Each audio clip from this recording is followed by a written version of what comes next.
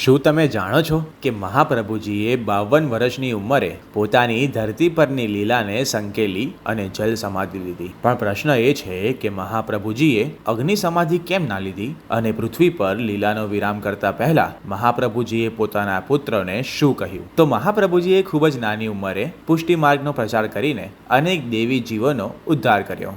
52 વર્ષની ઉંમરે તેમને મૃત્યુનો આભાસ થઈ ગયો. ત્યારે રેતી પર બેસીને તેમણે એમના બંને પુત્રો ગોપીનાથજી અને વિઠ્ઠલનાથજીને એક ગૂઢ વાત કહી અને રેતી પર તેમણે લખ્યું કે શ્રી કૃષ્ણ જ ખોરાક છે અને શ્રી કૃષ્ણ જ પાણી છે, શ્રી કૃષ્ણ સર્વસ્વ છે. એટલે વૈષ્ણવોએ દરેક ચોગડિયામાં શ્રી કૃષ્ણ શરણમ મમાના ઉચ્ચાર કરતા રહેવા જોઈએ. ત્યારબાદ બનારસ હનુમાન ઘાટમાં જઈને મહાપ્રભુજીએ જળ સમાધિ આસુલ ગામ મોહે લીલા લીધી. હવે સવાલ એ છે કે મહાપ્રભુજીએ વૈદિક અગ્નિ સમાધિ કે અગ્નિ સંસ્કાર કેમ ના લીધા? અને જો જાણવું છે કે મહાપ્રભુજીના લગ્ન ક્યારે થયા, કોના જોડે થયા અને કેમ થયા, એનાથી પુષ્ટિ માર્ગનો ઉદ્ધાર કેવી રીતે થયો, તો કોમેન્ટમાં લખો શ્રી કૃષ્ણ શરણમ મમ. તમે કોમેન્ટમાં ભાગ 3 પર લખી શકો છો. અમે પ્રયત્ન કરીશું કે ખૂબ જ સચોટ અને ચોક્કસ માહિતી આપ સુધી પહોંચે. ફોલો કરવાનું ભૂલશો નહીં. આ સાથે જ યમુનાજીના સાનિધ્યમાં હસ્તરેખા, જન્માક્ષર અને ફોટો દ્વારા જીવનની કોઈ પણ સમસ્યાના કાયમી સમાધાન માટે આજે જ વ્યાસજી મહારાજનો સંપર્ક કરો. સર્વ વૈષ્ણવને જય શ્રી કૃષ્ણ. પુષ્ટિ માર્ગીય અવશ્ય મળો.